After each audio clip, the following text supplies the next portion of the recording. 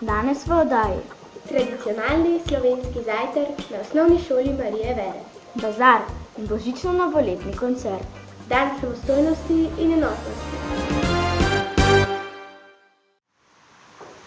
Lepo pozdravljeni, spoštovani gledalci in gledalke. Dober dan. Danes je dan, ki smo ga vsi nestrpno pričakovali. Zadnji dan pouka v tem letu. Zadnji dan pred počitnicami in prazniki. O tem nekoliko kasneje.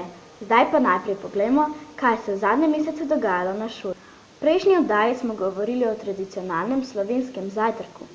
V času, ko smo zajtrkovali, je našo šolo obiskala poslanka Državnega zbora, gospa Julijana Bizjak Mlakar. Gostil jo je 2. B razred. Kje pa živijo čebele? Mučka. V Anjih, ja? Pa kje še lahko?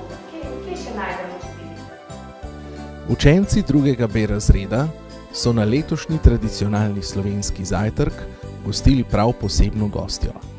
Na obisk je prišla poslanka Državnega zbora, bivša ministrica za kulturo, gospa Julijana Bizjak Mlakar. Učiteljica Klavdija Krevs je z učenci pokazala zanimivo uro, kjer so se učili in spoznavali, kako nastaja sladek med.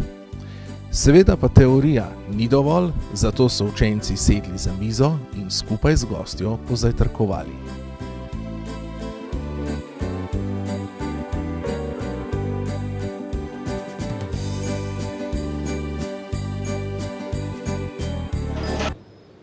Decembra pa je na šoli potekal tradicionalni bazar z božično-novoletnim koncertom.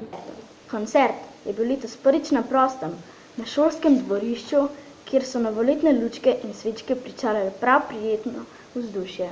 Je čas, ko se poslavljamo od starega leta in podajamo roko novemu mlademu letu.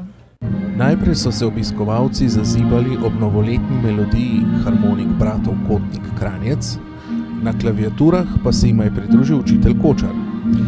Nato pa je pozdravil voditeljski par Liza in Nace Balantič. Otroški pevski zbor je zapel navihani pesmi o zimi, mladinski zbor pa je navdušil ob glasbeni spremljavi Tonija na kitari ter Lana na bobnih. Večer je popestrila gostujoča ženska vokalna skupina Voksan, v kateri poje tudi naša učiteljica Silvana. Zaplesali so tudi plesalci plesne šole Miki in Prvučki, ki so delali Snežaka. Po ravnateljičinem nagovoru so se obiskovalci ob zvokih harmonike Anžeta Balantiča premaknili v šolo, kjer so nas pričakale dobro obložene stojnice. V jedilnici so bile naprodaj palačinke, kokice, čaj ter otroški kuhanček. Starši so na svoji stojnici prodajali sladke dobrote z izvirnimi imeni. V telovadnicah so učenci prodali svoje izdelke, okraske, voščilnice, zelišča, mila. Vsak je zase našel vsaj eno stvar, ki ga je pritegnila. Veliko zanimanja tako med učenci kot med starši pa je vzbudila tudi stojnica z rabljenim nakitom. Denar, ki so ga obiskovalci namenili, je šel v šolski sklad. In kaj to pomeni?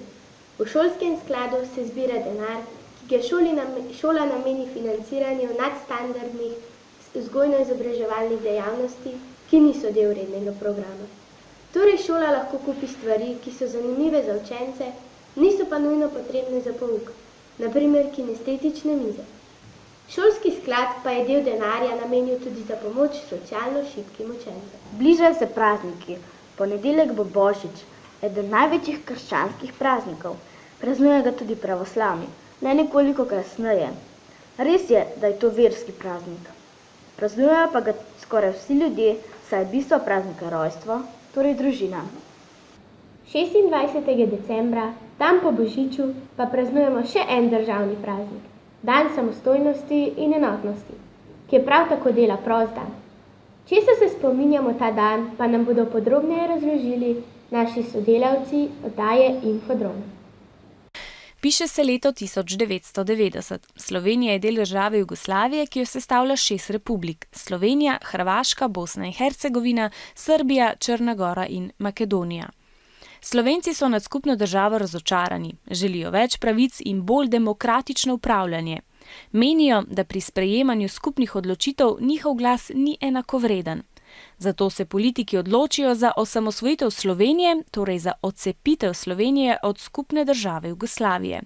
Dogovorijo se, da bodo o tem, ali naj bo Slovenija samostojna ali ne, odločali njeni državljani. 23. decembra 1990 je zato v Sloveniji plebiscit ali ljudsko glasovanje, na katerem volivci odločajo o spremembi ozemlja ali države. Slovenci takrat odločajo, ali naj Slovenija postane samostojna in neodvisna država. 26. decembra razglasijo rezultate plebiscita. Dobrih 88% podpre odločitev za osamosvojitev. Potem imajo slovenski politiki pol leta časa, da v tajnosti pripravijo vse potrebno za novo državo, na primer nov denar, oboroženo silo in zakone, ki opredeljujejo delovanje nove države. Slovenijo za samostojno in neodvisno državo razglasijo 25. junija 1991. Torej, dan samostojnosti in enotnosti je obletnica razglasitve enotne odločitve Slovencev, da se odcepijo od skupne države Jugoslavije in ustanovijo samostojno državo Slovenijo. Vsak konec leta se zazremo v preteklost. Kakšno je bilo to leto, kaj je bilo dobrega in kaj slabega. Vsak sam pri sebi naredi sklepe, v čem se bo trudil biti boljši. Dobre želje pa namenimo tudi drugim. Oglaša pa se nam tudi naša ravnateljica, gospa Violeta Vodlan. Poglejmo, kaj nam želi sporočiti. Dragi učenke in učenci, spoštovane sodelavke in sodelavci in ostali zaposleni na naši šoli. Pesnik Tone Pavček je zapisal: sreča ni v glavi in ne v daljavi, ne pod palcem skrit zaklad. Sreča je, ko se delo dobro opravi in ko imaš nekoga rad. Voščim vam prijetne praznične dni ter radostno, ustvarjalno in mirno leto 2018. Lepim željam pa se pridružujeva tudi midve. Praznike preživite v družbi ljudi, ki jih imate radi. Naj v letu, ki prihaja, v vas sveti lučka optimizma in veselja, ki ga boste širili med ljudmi.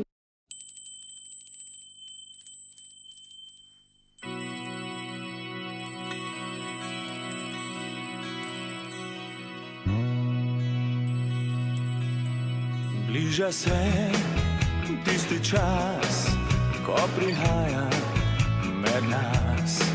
Sliši se daleč glas, zato je dedek znani, Božiček je spet z nami. Na srebrnih saneh čakate sreča, smeh. Vsakemu izmed nas z neba se bo spustila, želja izpolnila. Naj res bo srečno.